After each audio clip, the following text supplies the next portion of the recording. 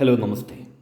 എല്ലാ കൂട്ടുകാർക്കും കൊട്ടാരക്കര ICM മഹാരാജ കോളേജിൻ്റെ ഓൺലൈൻ ക്ലാസ്സുകളിലേക്ക് സ്വാഗതം.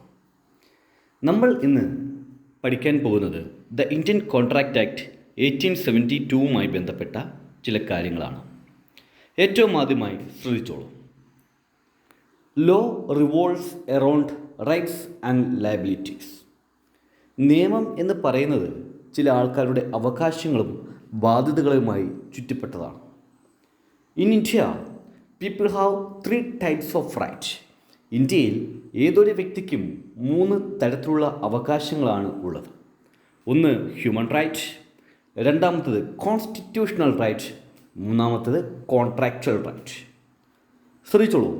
These are explained below in brief. ഇതിനെ നമുക്ക് ഹ്രസ്വമായി താഴെ പറയുന്ന രീതിയിൽ വീതിച്ചെടുക്കാം. അപ്പോൾ ഇവിടെ ശ്രദ്ധിക്കേണ്ട കാര്യം, നമ്മൾക്ക് അധികവും CMAയുടെ ഫൗണ്ടേഷന് MCQ അഥവാ മൾട്ടിപ്പിൾ ചോയ്സ് ക്വസ്റ്റ്യൻസ് ആയതുകൊണ്ട് തന്നെ നമ്മൾക്ക് ഇതിനകത്ത് ഓരോ വാക്കുകളും വളരെ ശ്രദ്ധയോടെ മനസ്സിലാക്കേണ്ടതാണ്. അപ്പോൾ ലോ എന്ന് പറയുന്ന സാധനങ്ങൾ എപ്പോഴും ചുറ്റപ്പെട്ടുന്ന എന്തുമായി ബന്ധപ്പെട്ടാണ്? റൈറ്റ്സ് ആൻഡ് ലയബിലിറ്റീസ്, അവകാശങ്ങളും ബാധ്യതകളെയും ചുറ്റിപ്പറ്റിയാണ് എല്ലായ്പ്പോഴും നിയമങ്ങൾ നിൽക്കുന്നത്. ഇന്ത്യയിലെ നിയമങ്ങൾ പ്രധാനമായും 3 രീതിയിലാണുള്ളത്.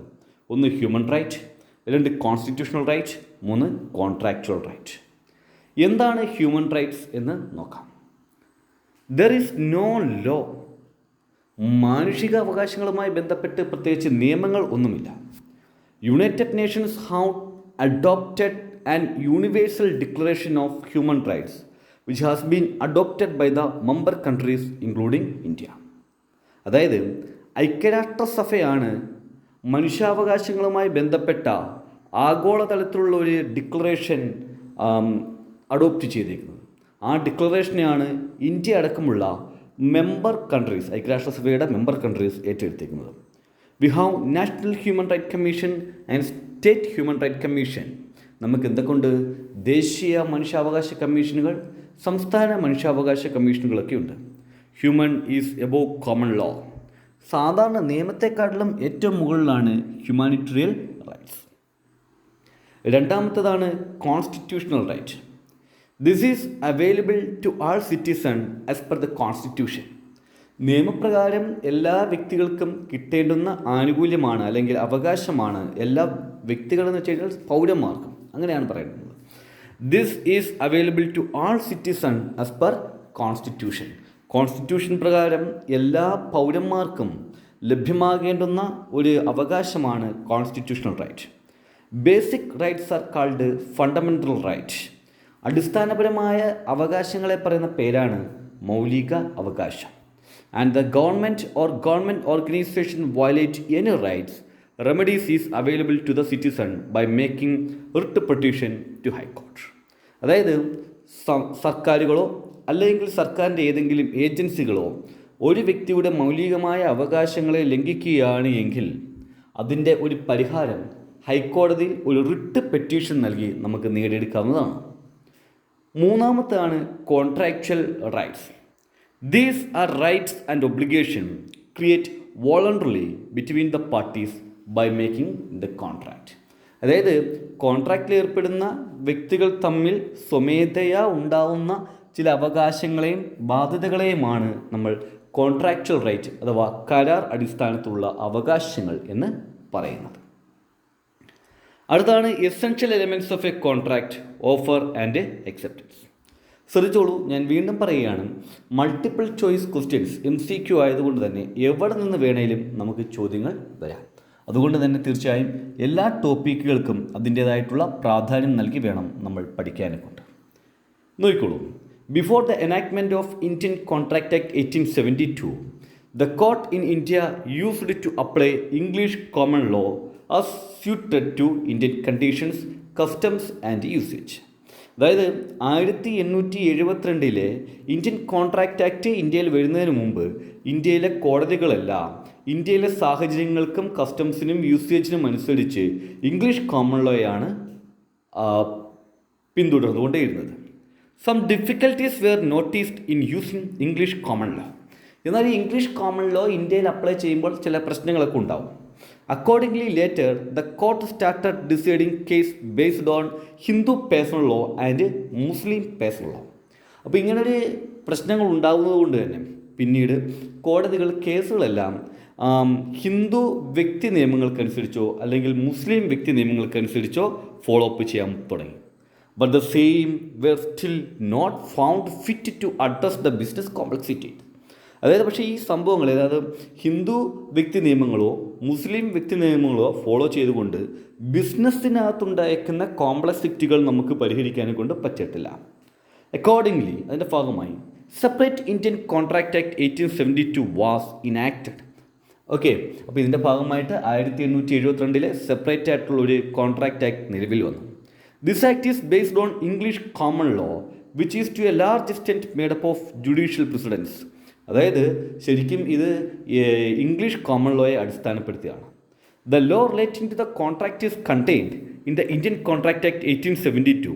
The act as originally enacted divided into 4 parts. ശരിക്കും ഈ ആക്ടുകൾ പ്രധാനമായും 3 പാർട്ടുകളായിട്ടാണ് എന്ത് ചെയ്തേക്കുന്നത്, 4 പാർട്ടുകളായിട്ടാണ് 1872 ഇന്ത്യൻ കോൺട്രാക്ട് ആക്ടിനെ ഡിവൈഡ് ചെയ്തിരുന്നത്. അപ്പം ഇതിനകത്ത് നമുക്ക് മനസ്സിലാവേണ്ട കാര്യം 1872 ഇന്ത്യൻ കോൺട്രാക്ട് ആക്ട് നിലവിൽ വരുന്നതിന് മുമ്പ് ഇംഗ്ലീഷ് കോമൺ ലോ ആയിരുന്നു നമ്മൾ ഫോളോ അപ്പ് ചെയ്തുകൊണ്ടിരുന്നത്.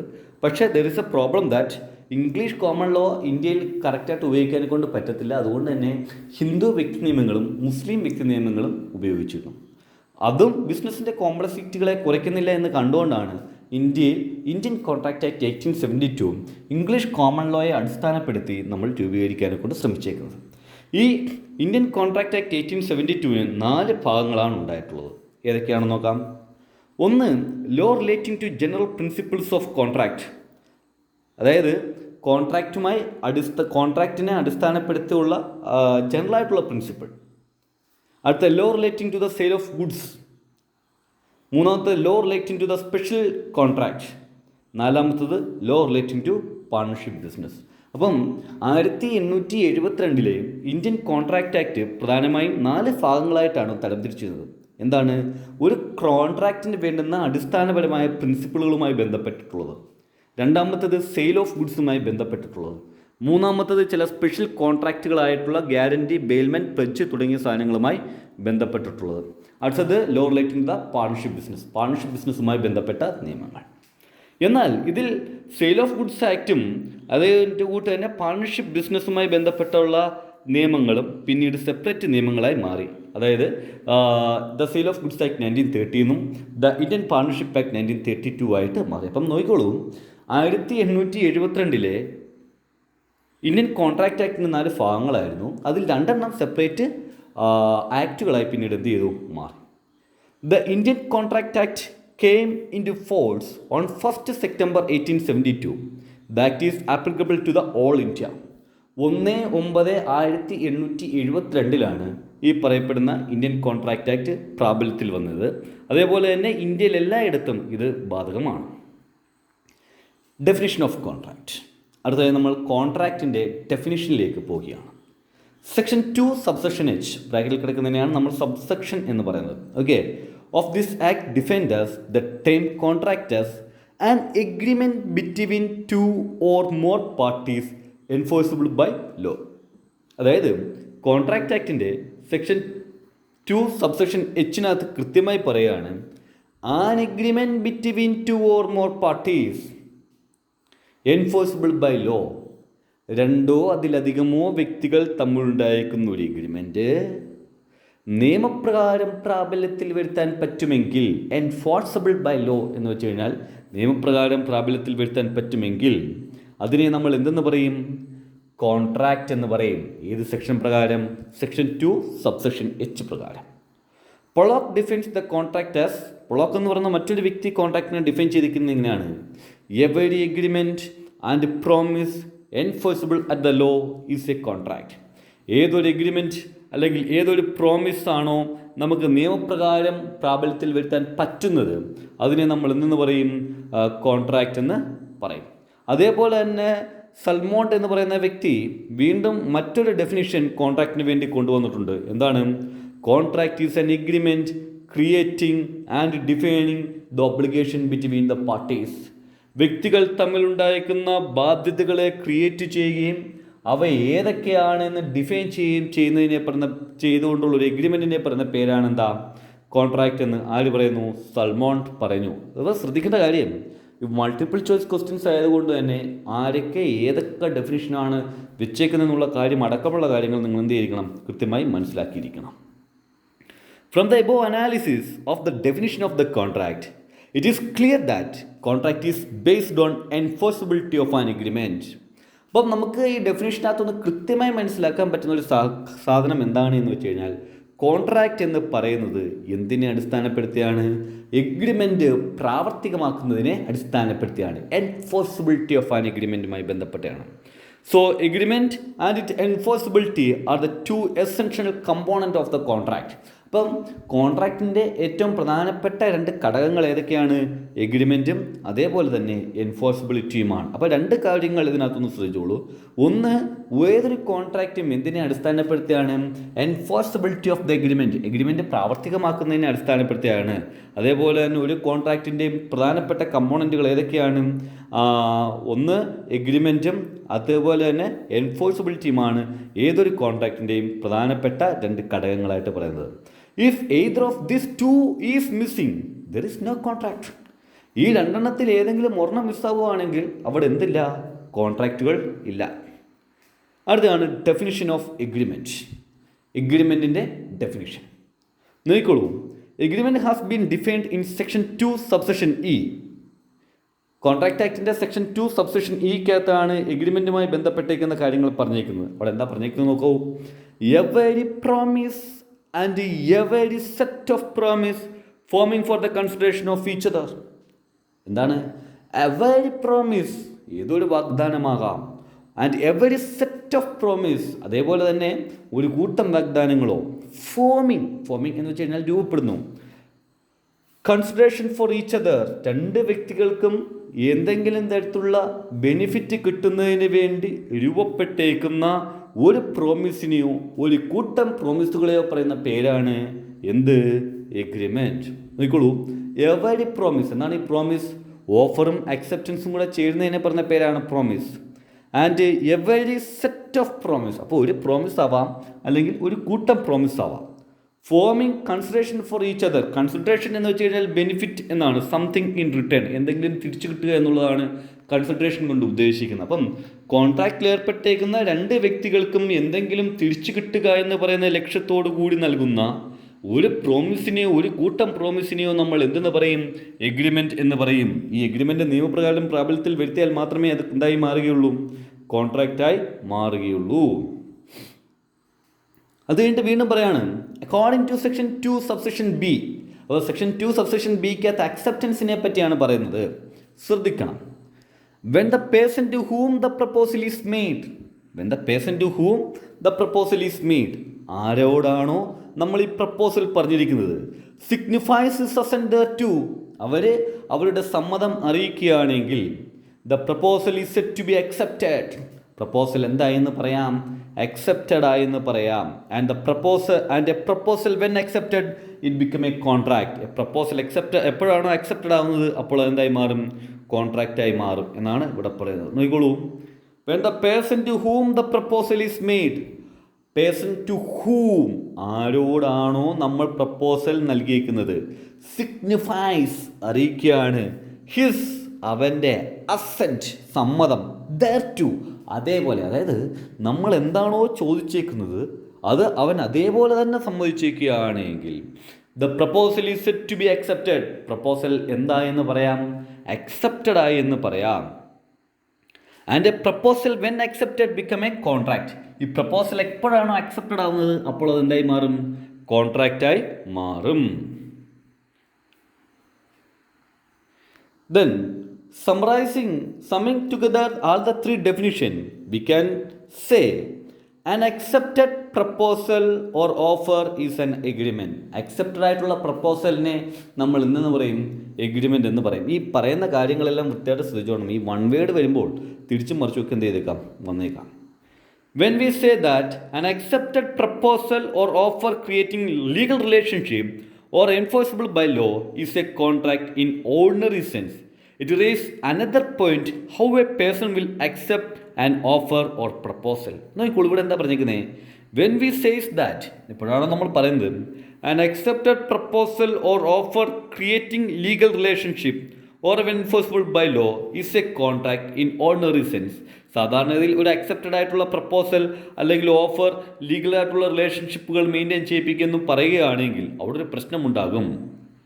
How a person will accept an offer or a proposal? എങ്ങനെയാണ് ഒരു വ്യക്തി ഒരു ഓഫർ അല്ലെങ്കിൽ ഓഫറിനെ അക്സെപ്റ്റ് ചെയ്യുന്നത്?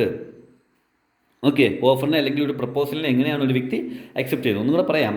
നമ്മൾ പറയാണ്, ഒരു വ്യക്തി ഒരു ഓഫർ നൽകുകയോ ഒരു വ്യക്തി നൽകിയിരിക്കുന്ന ഓഫർ അക്സെപ്റ്റ് ചെയ്യുകയാണെങ്കിൽ അത് നിയമപ്രകാരം ഒരു ബാധ്യതയായിട്ട് വരും, നിയമപ്രകാരമുള്ള ബന്ധത്തിന് കാരണമാകും എന്ന് നമ്മൾ പറയുന്നു. പക്ഷേ ഒരു വ്യക്തി നൽകിയിരിക്കുന്ന ഓഫർ എങ്ങനെയാണ് അത് ആ വ്യക്തി അക്സെപ്റ്റ് ചെയ്യുന്നത്? നോക്കിക്കോളൂ. Answer when he is consented to it or in other ways there must be a consensus ad idem. അപ്പോൾ എങ്ങനെയാണ് അക്സെപ്റ്റ് ചെയ്യുന്നത്? There must be a consensus ad idem. Consensus ad idem എന്ന് വെച്ച് കഴിഞ്ഞാൽ അതിനർത്ഥം ഐഡൻറ്റിറ്റി ഓഫ് മൈൻഡ്, അതായത് മീറ്റിംഗ് ഓഫ് മൈൻഡ് എന്ന് പറയാം. ഓക്കെ, അതായത് നമ്മൾ എന്താണോ ഉദ്ദേശിക്കുന്നത്, ഞാൻ എന്താണോ ഉദ്ദേശിക്കുന്നത് അത് തന്നെയായിരിക്കണം മറ്റേ വ്യക്തിയും എന്ത് ചെയ്യേണ്ടുന്നത്, ഉദ്ദേശിക്കേണ്ടുന്നത്. അങ്ങനെയാണെങ്കിൽ അല്ലെങ്കിൽ മനസ്സിലാക്കേണ്ടത്, അങ്ങനെയാണെങ്കിൽ മാത്രമേ ആ ഓഫർ അക്സെപ്റ്റഡ് ആയി എന്ന് പറയാനെ കൊണ്ട് നമ്മൾക്ക് സാധ്യമാകൂ.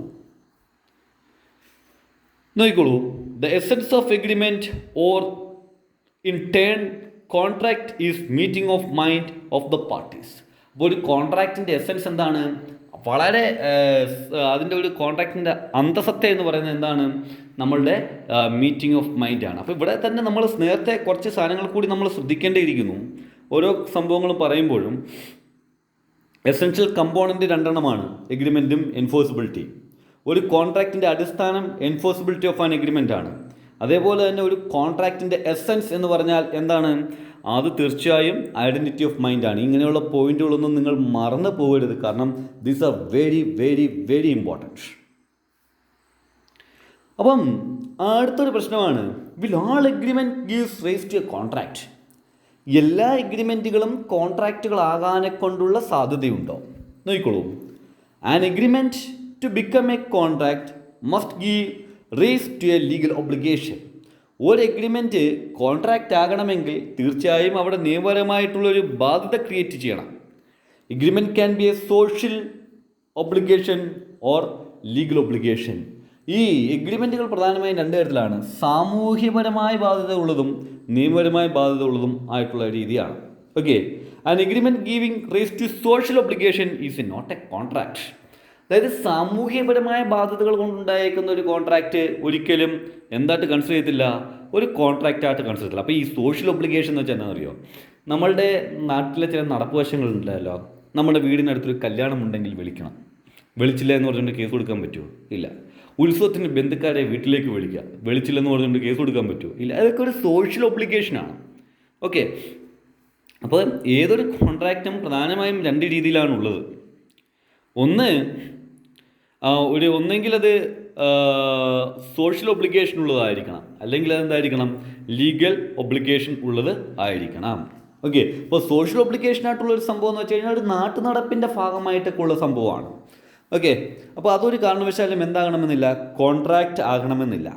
That is why it is said that the term agreement is A wide term. It include both social and legal obligation, but only those agreements which the party intend to enforce legally accumulate into contract. അപ്പം നമുക്കൊരു കാര്യം മനസ്സിലാക്കാം, ഈ പറയപ്പെടുന്നതിൻ്റെ കൂട്ട് agreement എന്ന് വെച്ച് കഴിഞ്ഞാൽ അതിന് കുറച്ച് അധികം വാസ്റ്റായിട്ടുള്ള വിശാലമായ അർത്ഥങ്ങളാണുള്ളത്. ഓക്കെ, അപ്പം ഇവിടെ സോഷ്യലായിട്ടുള്ള ഒബ്ലിഗേഷൻസ് ഉണ്ടാവാം, ലീഗലായിട്ടുള്ള ഒബ്ലിഗേഷൻ ഉണ്ടാവാം. പക്ഷേ ഒരു എഗ്രിമെൻറ്റ് കോൺട്രാക്റ്റ് ആകണമെങ്കിൽ തീർച്ചയായും അതെന്തായിരിക്കണം, ലീഗലി എൻഫോഴ്സിബിൾ ആയിരിക്കണം. എങ്കിൽ മാത്രമേ അതെന്താൻ പാടുള്ളൂ, അത് എന്നെ കോൺട്രാക്റ്റായി മാറുകയുള്ളൂ. അപ്പം ഒരു എഗ്രിമെൻറ്റ് തീർച്ചയായും കോൺട്രാക്റ്റായി മാറണമെങ്കിൽ എന്തുണ്ടായിരിക്കണം, ഇറ്റ് ഷുഡ് ലീഗലി എൻഫോഴ്സിബിൾ, നിയമപ്രകാരം പ്രാബല്യത്തിൽ വരുത്താൻ പറ്റണം. Okay, an agreement regarded as a contract when it's enforceable by law. ഒരു എഗ്രിമെൻറ്റ് കോൺട്രാക്റ്റായി മാറണമെങ്കിൽ അത് നിയമപ്രകാരം എന്ത് ചെയ്യണം? പ്രാബല്യത്തിൽ വരുത്തണം. Legal obligations arise to make an agreement a contract. അതായത് ഒരു എഗ്രിമെൻറ്റിൻ്റെ മുകളിൽ നിയമപരമായ ഒരു ബാധ്യത വരികയാണെങ്കിൽ അത് എന്തായി മാറും? കോൺട്രാക്റ്റായി മാറും. It means that an agreement must give a legal rise to legal obligation. There must be an intention to create legal obligation. അതായത് നമ്മളൊരു ഓഫർ നൽകുകയാണെങ്കിൽ തീർച്ചയായും ഒരു നിയമപരമായ ഒരു ബാധ്യത ക്രിയേറ്റ് ചെയ്യാനെ കൊണ്ട് നമുക്ക് താല്പര്യമുണ്ടാകണം. In case of an agreement regulating business relation, it is assumed that the parties intend to legal consequences. Okay, അപ്പോൾ നമ്മളൊരു ബിസിനസ് റിലേഷൻഷിപ്പ് മെയിൻറ്റെയിൻ ചെയ്യാനെ കൊണ്ടാണെങ്കിൽ തീർച്ചയായും എന്തായിരിക്കും? നമ്മളൊരു ലീഗൽ ഒബ്ലിഗേഷൻ ക്രിയേറ്റ് ചെയ്യുന്നതായിട്ടായിരിക്കും കൺസിഡർ ചെയ്യുക. അപ്പോൾ നോക്കിക്കോളൂ, എഗ്രിമെൻറ്റ് എന്ന് വെച്ച് കഴിഞ്ഞാൽ ഓഫർ പ്ലസ് അക്സെപ്റ്റൻസ് ആണ്. ഈ ഓഫർ പ്ലസ് അക്സെപ്റ്റൻസിനെ മറ്റൊരു രീതിയിൽ പറയാം, നമുക്ക് എന്തെന്ന് പറയാം? പ്രോമിസ് എന്ന് കൂടി പറയാം. കോൺട്രാക്റ്റ് എന്ന് വെച്ച് കഴിഞ്ഞാൽ agreement enforceable by law. Agreement എന്താണ്? നിയമപ്രകാരം എൻഫോഴ്സ് ചെയ്യിപ്പിക്കാൻ പറ്റുകയാണെങ്കിൽ അതെന്തായി മാറും? എഗ്രിമെൻറ്റായി മാറും. ഇനി വളരെ പ്രധാനപ്പെട്ട ചില ഡെഫിനിഷനുകളാണ്. ഇത് വളരെ വൃത്തിയായിട്ട് നമ്മൾ എന്ത് ചെയ്യണം? മനസ്സിലാക്കിയിരിക്കണം. ഒന്നാമത്താണ് സെക്ഷൻ 2 സബ്സെക്ഷൻ എയ്ക്കകത്തുള്ള പ്രപ്പോസൽ അല്ലെങ്കിൽ ഓഫർ. നോക്കിക്കോളൂ, when one person signifies to another, ഒരു വ്യക്തി മറ്റൊരാളോട് പറയുകയാണ് his willingness to do or abstain from doing anything. അദ്ദേഹത്തിൻ്റെ താല്പര്യം എന്തിനു വേണ്ടിയാണ്? To do or abstain from doing, എന്തെങ്കിലും ഒരു കാര്യങ്ങൾ ചെയ്യുന്നതിനോ ചെയ്യാതിരിക്കുന്നതിനോ വേണ്ടിയുള്ള ഒരു വ്യക്തിയുടെ താല്പര്യം. With a view to obtaining the assent of that other person, എന്തിനു വേണ്ടിയാണ്? മറ്റൊരു വ്യക്തിയുടെ സമ്മതം നേടുന്നതിന് വേണ്ടി. Such act or abstinence is said to make a proposal. അപ്പോൾ അത്തരത്തിലുള്ള ആക്ടിനെയോ അബ്സ്റ്റനൻസിനെയോ പറയുന്ന പേരാണെന്താ? പ്രപ്പോസൽ. അപ്പം ഒരു വ്യക്തിയുടെ സമ്മതം നേടുന്നതിന് വേണ്ടി മറ്റൊരു വ്യക്തി എന്തെങ്കിലും ഒരു കാര്യങ്ങൾ ചെയ്യാമെന്നോ ചെയ്യത്തില്ല എന്നോ മറ്റൊരാളെ അറിയിക്കുകയാണെങ്കിൽ അതിനെ പറയുന്ന പേരാണെന്താ? Offer. When one person signifies to another, ഒരു വ്യക്തി മറ്റൊരാളെ അറിയിക്കുകയാണ് ഹിസ് വില്ലിങ്നെസ്, അദ്ദേഹത്തിൻ്റെ താല്പര്യം എന്താണ്? To do or not to do or to abstain from doing anything. Not to do means abstain from doing, അത് എന്തെങ്കിലും ഒരു കാര്യങ്ങൾ ചെയ്യാമെന്നോ ചെയ്യത്തില്ലെന്നോ. എന്തിനു വേണ്ടിയാണ്? With a view to obtaining the assent of that other person, മറ്റൊരു വ്യക്തിയുടെ സമ്മതം നേടുന്നതിന് വേണ്ടി. അപ്പം മറ്റൊരു വ്യക്തിയുടെ സമ്മതം നേടുന്നതിന് വേണ്ടി നമ്മൾ എന്തെങ്കിലും കാര്യങ്ങൾ ചെയ്യാമെന്നോ ചെയ്യത്തില്ല എന്ന് പറയുകയാണ്.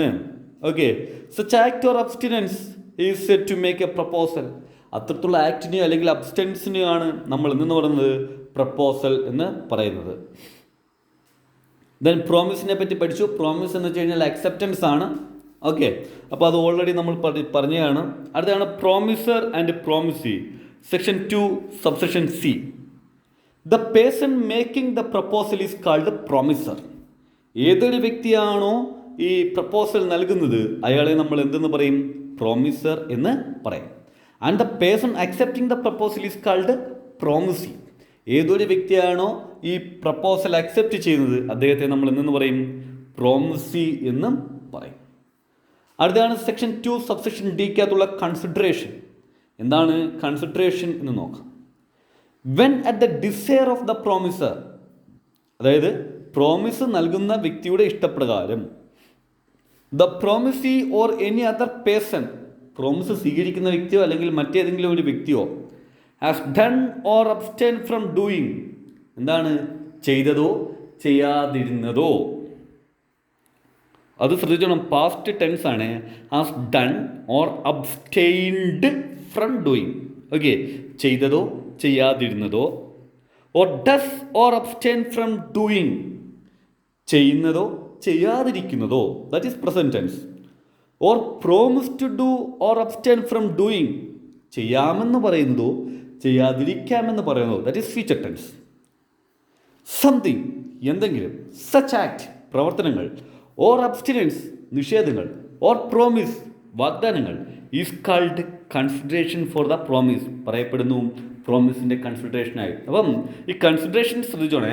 കൺസിഡറേഷൻ എന്ന് വെച്ച് കഴിഞ്ഞാൽ രണ്ട് വ്യക്തികൾക്കും എന്തെങ്കിലും കിട്ടണം, സംതിങ് ഇൻ റിട്ടേൺ, ക്വിഡ് പ്രോക്യോ എന്ന് പറയും. ഇനി നമുക്കിനി പഠിക്കാനൊക്കെ ഉണ്ട്.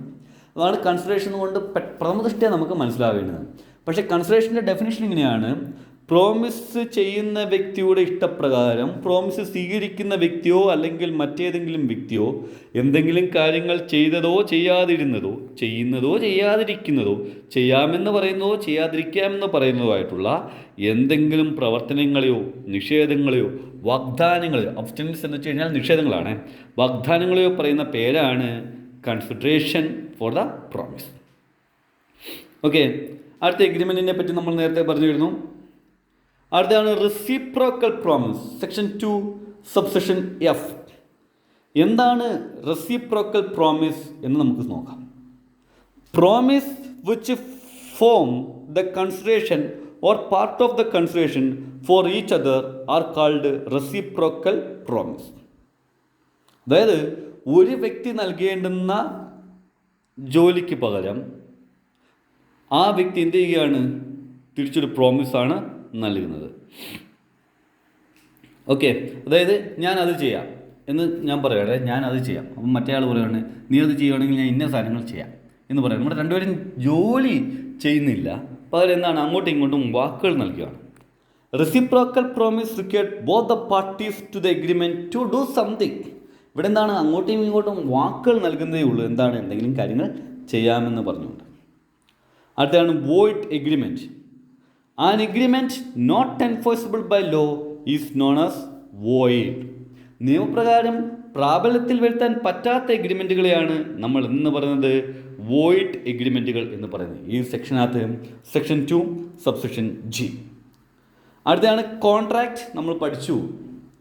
അടുത്ത സെക്ഷൻ 2 സബ്സെക്ഷൻ Iക്കകത്ത് വോയിഡബിൾ കോൺട്രാക്റ്റ്. എന്താണ് വോയിഡബിൾ കോൺട്രാക്റ്റ്? ശ്രദ്ധിച്ചോളും, വാലിഡ് ആവാനും വോയിഡ് ആവാനും സാധ്യതയുള്ള കോൺട്രാക്റ്റുകളെ പറയുന്ന പേരാണ് വോയിഡബിൾ കോൺട്രാക്റ്റ്. ഓക്കെ, അപ്പം നോക്കിക്കോളൂ. An agreement which is enforceable by law at the option of one or more of the parties thereto, but not at the option of other or others is a voidable contract. നോക്കിക്കോളൂ, an agreement, ഒരു agreement which is enforceable by law, നിയമപ്രകാരം പ്രാബല്യത്തിൽ വരുത്താം, at the option of one or more of the parties thereto, എന്താണ്, കോൺട്രാക്റ്റിൽ ഏർപ്പെടുന്ന ഒന്നോ അതിലധികം വ്യക്തികളുടെയോ point of വ്യൂയിൽ അത് നമുക്ക് എന്താണ്, വാലിഡ് ആയിട്ടുള്ള കോൺട്രാക്റ്റ് ആണ്. But not at the option of other or others, പക്ഷേ മറ്റൊരാളുടെ പോയിന്റ് ഓഫ് വ്യൂയിൽ എന്താണ്, അത് വാലിഡ് ആകണമെന്നില്ല. അപ്പോൾ ഒരാളുടെ കോൺട്രാക്റ്റിൽ ഏർപ്പെടുന്ന 2 വ്യക്തികളുണ്ടാവും, അതിലേതെങ്കിലും ഒരു വ്യക്തി അവരുടെ പോയിന്റ് ഓഫ് വ്യൂയിൽ അതെന്തായിരിക്കും, വാലിഡ് ആവും, മറ്റേ വ്യക്തിയുടെ പോയിന്റ് ഓഫ് വ്യൂയിൽ എന്തായിരിക്കും, വോയിഡ് ആയിരിക്കും. അത്തരത്തിലുള്ള കോൺട്രാക്റ്റുകളെ പറയുന്ന പേരാണ് എന്താ മക്കളെ, voidable contract. The contract will be void if the party having the option do not make it valid. അതായത് വാലിഡ് ആക്കാത്തടത്തോളം കാലം ഈ കോൺട്രാക്റ്റ് എന്തായിരിക്കും, വോയിഡ് ആയിരിക്കും. അല്ലെങ്കിൽ ഒരു വ്യക്തി, അത് ശരിക്കും പറഞ്ഞാൽ ഇത് ഉണ്ടാകുന്ന സംഭവം എന്ന് വെച്ച് കഴിഞ്ഞാൽ നമുക്കിനി പഠിക്കാനെ കൊണ്ടിട്ടുണ്ട് ഫ്രീ കൺസെൻറ്റ്, അതായത് പരസ്പര സമ്മതമില്ലാത്തൊരവസ്ഥയിലാണ് ഈ വോയിഡബിൾ കോൺട്രാക്റ്റുകൾ ഉണ്ടാകുന്നത്. അടുത്തതാണ് void contract, section 2 subsection J. A contract which is ceased to be enforceable by law become void when it is ceased to be enforceable. അതായത് നിയമപ്രകാരം പ്രാബല്യത്തിൽ വരുത്താൻ പറ്റാത്ത കോൺട്രാക്റ്റുകളെ നിയമപ്രകാരം പ്രാബല്യത്തിൽ വരുത്താൻ പറ്റാത്ത കോൺട്രാക്റ്റുകൾ എന്ന് പറയും. അതായത് ഈ വോയിഡ് കോൺട്രാക്റ്റിനൊരു പ്രത്യേകതയാണ്. തുടക്കത്തിൽ ഇതെന്തായിരിക്കും, വാലിഡ് ആയിരിക്കും, പിന്നീട് അതെന്തായിരിക്കും, വോയിഡ് ആവും. എന്തൊക്കെയോ സംഭവിക്കുന്നതിൻ്റെ ഭാഗമായി അത് വോയിഡ് ആവും. വോയിഡ് എന്ന് വെച്ച് കഴിഞ്ഞാൽ നിലനിൽക്കാത്തത് എന്നാണ് അർത്ഥം. നിയമപരമായി യാതൊരു വിധത്തിലുള്ള സാധുതയും ഇല്ലാത്തതിനെയാണ് വോയിഡ് എന്ന് പറയുന്നത്. അടുത്തത്, what are the essentials of a valid contract? ഒരു വാലിഡ് ആയിട്ടുള്ള കോൺട്രാക്റ്റിന് വേണ്ടുന്ന എസെൻഷ്യൽ ആയിട്ടുള്ള എലമെൻറ്റുകൾ എന്തൊക്കെയാണ്?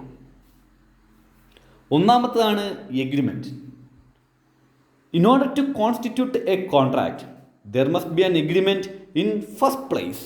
അതായത് ഒരു കോൺട്രാക്റ്റ് ഉണ്ടാക്കണമെങ്കിൽ തീർച്ചയായും അവിടെ എന്തുണ്ടായിരിക്കണം, ഒരു എഗ്രിമെൻറ്റ് അത്യാവശ്യമാണ്.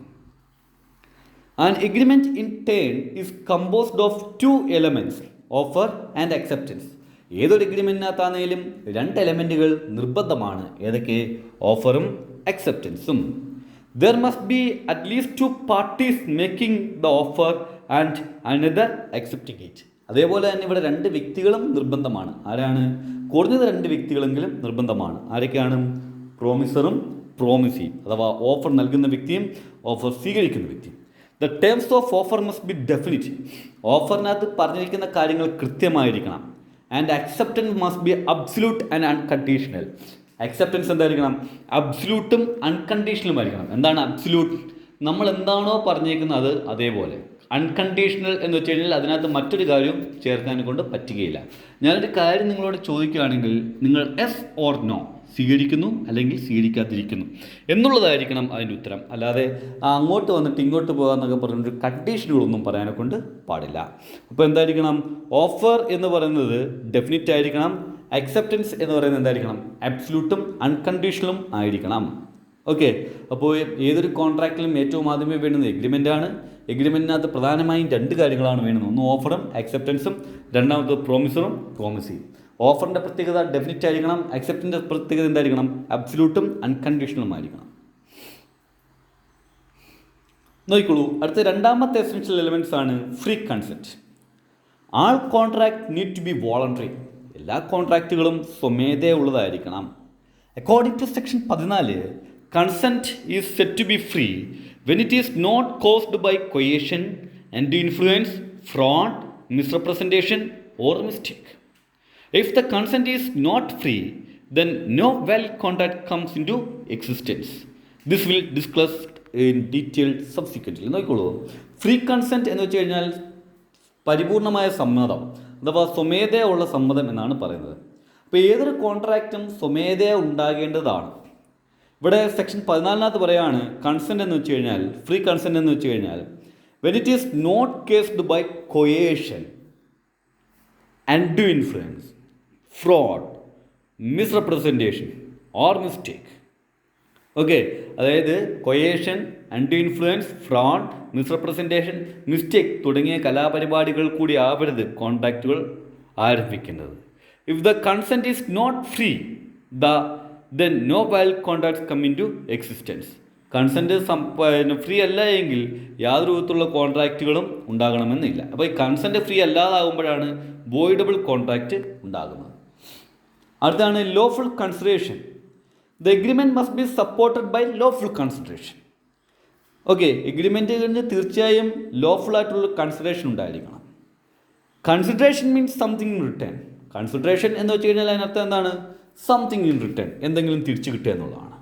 Something in return may be an act or abstinence. അതെന്താവാം? ഒന്നെങ്കിൽ ഒരു പ്രവർത്തനമാവാം അല്ലെങ്കിൽ ഒരു നിഷേധമാവാം. അതായത് കൺസിഡറേഷൻ പോസിറ്റീവ് ആവാം, നെഗറ്റീവ് ആവാം. But it must be real and lawful. പക്ഷെ അത് രണ്ടും എന്തായിരിക്കണം? റിയൽ ആയിരിക്കണം, ലോഫുൾ ആയിരിക്കണം. റിയൽ എന്ന് വെച്ച് കഴിഞ്ഞാൽ യാഥാർത്ഥ്യമായിരിക്കണം. ലോഫുൾ എന്ന് വെച്ച് കഴിഞ്ഞാൽ എന്താണ്? നിയമപരമായിട്ടുള്ളതായിരിക്കണം. നിയമപരമായിട്ടുള്ളത് എന്ന് വെച്ച് കഴിഞ്ഞാൽ കോൺട്രാക്റ്റിൽ ഏർപ്പെടുന്ന രണ്ട് വ്യക്തികൾക്കും ഈ എന്തെങ്കിലും ബെനിഫിറ്റ് കിട്ടണം എന്നാണ് അവിടെ ഉദ്ദേശിക്കുന്നത്. അടുത്താണ് പാർട്ടീസ് ആർ കോമ്പിറ്റന്റ്. നോക്കിക്കോളൂ, the parties to an agreement must be capable of entering into a contract. അതായത് ഈ കോൺട്രാക്റ്റിൽ ഏർപ്പെടുന്ന വ്യക്തികൾ തീർച്ചയായും കോൺട്രാക്റ്റിൽ ഏർപ്പെടാൻ സാധിക്കുന്ന വ്യക്തികളായിരിക്കണം. Capable of being enter into a contract, കോൺട്രാക്റ്റിൽ ഏർപ്പെടാൻ പറ്റുന്ന വ്യക്തികളായിരിക്കണം. A person is considered to be competent. ഏതൊരു വ്യക്തിയും കോമ്പിറ്റൻ്റ് ആയിട്ടുള്ള വ്യക്തി എന്ന് നമുക്ക് പറയണമെങ്കിൽ, ഒന്ന്, if he's 18 years of age, 12 വയസ്സ് പൂർത്തിയായിരിക്കണം. ഓഫ് സൗണ്ട് മൈൻഡ്, ബോധവും പൊക്കണമുള്ളവനായിരിക്കണം. Not disqualified from contracting by any law to which he is subject. മറ്റൊരു നിയമപ്രകാരവും ഇദ്ദേഹത്തെ കോൺട്രാക്റ്റിൽ ഏർപ്പെടുന്നത് ഡിസ്ക്വാളിഫൈ ചെയ്യാൻ പാടുള്ളതല്ല. അപ്പോൾ എന്തായിരിക്കണം? 3 കണ്ടീഷനുകളായിരിക്കണം ഒരു വ്യക്തി കോമ്പിറ്റൻ്റ് ആകണമെങ്കിൽ. ഒന്ന്, 18 വയസ്സ് പൂർത്തിയായിരിക്കണം. അവർ സൗണ്ട് മൈൻഡ് ആയിരിക്കണം. മറ്റൊരു നിയമപ്രകാരം ഇവരെ കോൺട്രാക്റ്റിൽ ഏർപ്പെടുന്നത് തടസ്സപ്പെടുത്താൻ പാടില്ല. The existence of free consent implies the consent of the parties must be free and genuine. That is also, അതായത് ആ ഒരു ടോപ്പിക്ക് വിട്ടേക്കുക, അത് നമ്മളുടെ ഫ്രീ കൺസെൻറ്റുമായി ബന്ധപ്പെട്ടുള്ളതാണ്. ആ സമയത്ത് നമുക്ക് പഠിക്കാം. അടുത്താണ് ലീഗാലിറ്റി ഓഫ് ഒബ്ജക്റ്റ്. നോക്കിക്കോളൂ, there must be a legal objective and consideration falling with which it will not be a valid contract. നോക്കിക്കോളൂ, ലീഗാലിറ്റി ഓഫ് ഒബ്ജക്റ്റ്. നമ്മൾ ഈ കോൺട്രാക്റ്റിൽ ഏർപ്പെടുന്നത് തീർച്ചയായും നിയമപരമായ ഒരു പർപ്പസിന് വേണ്ടി ആയിരിക്കണം. അതായത് ഇമ്മോറലോ അല്ലെങ്കിൽ എന്താണ് നമ്മളുടെ ഓപ്പോസിറ്റ് പബ്ലിക് പോളിസിയോ ഒന്നും ആകാനെ കൊണ്ട് പാടില്ല. അതുമായി ബന്ധപ്പെട്ട കാര്യങ്ങളും ഇനി നമുക്ക് പഠിക്കാനും കൊണ്ടുണ്ട്. പക്ഷേ ലീഗാലിറ്റി എന്ന് വെച്ച് കഴിഞ്ഞാൽ നമ്മൾ ഇപ്പോൾ മനസ്സിലാക്കേണ്ട കാര്യം നിയമപരമായ ഒരു ലക്ഷ്യം ഉണ്ടായിരിക്കണം. അടുത്താണ് legal relationship. The parties intent to create a legal relationship. കോൺട്രാക്റ്റിൽ ഏർപ്പെടുന്ന വ്യക്തികൾ തമ്മിൽ നിയമപരമായ ഒരു ബന്ധമുണ്ടാകണം. Agreement of social or domestic nature do not contemplate a legal relationship, so they are not contract. നമ്മൾ ആദ്യമേ തന്നെ പഠിച്ചിരുന്നു ഈ കോൺട്രാക്റ്റുകൾ ഒബ്ലിഗേഷനുകൾ പ്രധാനമായും സോഷ്യൽ ഒബ്ലിഗേഷനും ഉണ്ട്, കോൺട്രാക്റ്റുവൽ ഒബ്ലിഗേഷനും ഉണ്ട്. അപ്പോൾ ഈ സോഷ്യലായിട്ടുള്ള സംഭവങ്ങൾ എന്താവണമെന്നില്ല, ഒരു വാലിഡ് ആയിട്ടുള്ള കോൺട്രാക്റ്റ് ആകണമെന്ന് ഇല്ല. കാരണം കോൺട്രാക്റ്റ് ആകണമെങ്കിൽ ലീഗാലിറ്റി വളരെ പ്രാധാന്യമാണ്. അതുകൊണ്ട് തന്നെ പറയുകയാണ് സോഷ്യലോ ഡൊമസ്റ്റിക് നേച്ചറോ ആയിട്ടുള്ള ഉണ്ടായിരിക്കുന്ന ഒരു കോൺട്രാക്റ്റ് ഒരു കാരണവശാലും എന്താകണമെന്നില്ല, ഇല്ല ഒരു വാലിഡ് ആയിട്ടുള്ള കോൺട്രാക്റ്റ് ആകണമെന്ന് ഇല്ല. അടുത്താണ് agreement not expressly declared to be void. അതായത് ഇവിടെ പറഞ്ഞിരിക്കുന്ന ഇതാണ്, the agreement not expressly declared to be void or illegal by law. നിയമപ്രകാരം ഈ കോൺട്രാക്റ്റുകളൊന്നും വോയിഡ് ആകാനെ കൊണ്ട് പാടുള്ളതല്ല. This will discuss in detail subsequently. ഇത് പിന്നീട് ഇതുമായി ബന്ധപ്പെട്ട കാര്യങ്ങൾ നമ്മൾ വീണ്ടും പഠിക്കും. ഓക്കെ, ഇറ്റ് മീൻസ് ദാറ്റ് നമുക്ക് ഇനിയും പഠിക്കാൻ കിടക്കുകയാണ്. Certain and capable of performance. Certain and capable of performance എന്ന് വെച്ച് കഴിഞ്ഞാൽ വളരെ വ്യക്തമായിരിക്കണം. സെർട്ടൻ, കേപ്പബിൾ ഓഫ് പെർഫോമൻസ്, നടക്കുന്ന കാര്യവും ആയിരിക്കണം. ഓക്കെ, ഇപ്പോൾ കോൺട്രാക്റ്റിനകത്ത് പറഞ്ഞിരിക്കുന്നത് എന്തായിരിക്കണം, വളരെ വ്യക്തമായിട്ടുള്ള കാര്യമായിരിക്കണം. അതേപോലെ ആ സംഭവങ്ങളൊക്കെ പ്രാക്ടിക്കലാകുന്ന കാര്യങ്ങളും ആയിരിക്കണം. അടുത്തതാണ് legal formalities. Where the nature of contract in such that it requires compliance of certain formalities, such requirement should be fulfilled. അതായത് ചില കോൺട്രാക്റ്റുകളിലൊക്കെ ഏർപ്പെടണമെങ്കിൽ ചില ഫോർമാലിറ്റികളൊക്കെ നമ്മൾ ഫുൾഫിൽ ചെയ്യണം. അപ്പോൾ അത്തരത്തിലുള്ള ഫോർമാലിറ്റികളെല്ലാം എന്തായിരിക്കണം, തീർച്ചയായും നമ്മൾ ഫുൾഫിൽ ചെയ്തിരിക്കണം. അപ്പം ഇത് ഇത്രയുമാണ് നമുക്ക് ഇപ്പോൾ ഈ ഒരു എപ്പിസോഡിൽ പഠിക്കാനെ കൊണ്ടുള്ളത്. ബാക്കിയുള്ള കാര്യങ്ങളുമായി നമുക്ക് അടുത്ത എപ്പിസോഡിൽ കാണാം. അതുവരെ ബൈ.